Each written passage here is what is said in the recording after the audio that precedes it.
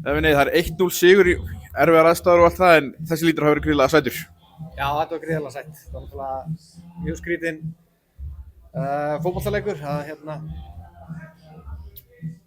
Já, ekkert margt mikið líkt við það sem við erum búin að undirbúa okkur fyrir. Búin að hafa í 6 mánuði og ræða ýmis mál, taktík og hvernig á að spila og senda milli manna og svo kemur allt í einu bara í rok, rigning og vonlaust gras og þá auðvitað bara snýst þetta bara kænsku, frekju og einhvers konar heppni líka. Svo segir svona, við fengum alls konar veður í dag, það er svona, kannski erfitt að undirbúa sig undir svona aðstæður í fótbolta. Já, eins og ég segi, sko, þú eiginlega hendir taktíkpælingum bara út úr gluggann, sko. Þarna þarftu bara að reyna að peppa menn í að berjast og vera frekir og getur allt gerst. Ég meina, bolti getur skoppað upp í hnéð á mönnum þegar þeir ætla að taka á móti honum. Þannig að þetta við þurfum að vera skynsamir, eins og mér fannst við vera að bara vera ekkert að flækja þetta. Það var bara ekki aðstæður til þess að teikna upp einhverjar fallegar sóknir. Og eins og sér bara í seinni hálfleik, sko, hjá okkur, það er bara erfitt að komast yfir miðju og bara út af vindi, jafnvel þú sem einu fleiri, eins og Keflvíkingar lenti í fyrri hálfleik. Þannig að þetta var svolítið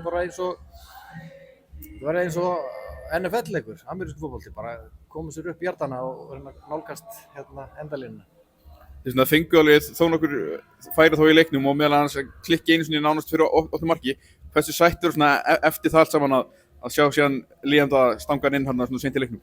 Já, það var aðeins, þú kom líka bara svolítið óvart. Það er svo klassískt minni í fótbolta ef þú klikkar á færinuðinum að þér er refsað.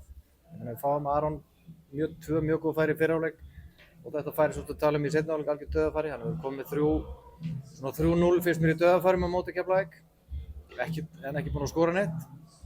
Og þá er mjög klassískt minni að hitlið refsir. Þess var mjög sætt og bara æðislegt mark líka, þú veist, með við aðstæða þá var þetta ótrúlega fallegt mark, geggjaður kross frá Viktor Andra og frábærlega slúttið hjá Liam með skalla sem við erum búin að margæfa.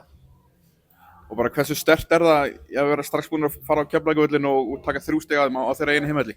Já, það er auðvitað þannig risastórt en eins og ég bara þreytist ekki á að segja, þú veist, þetta er einhvern veginn, þessi deild er svo jöfn að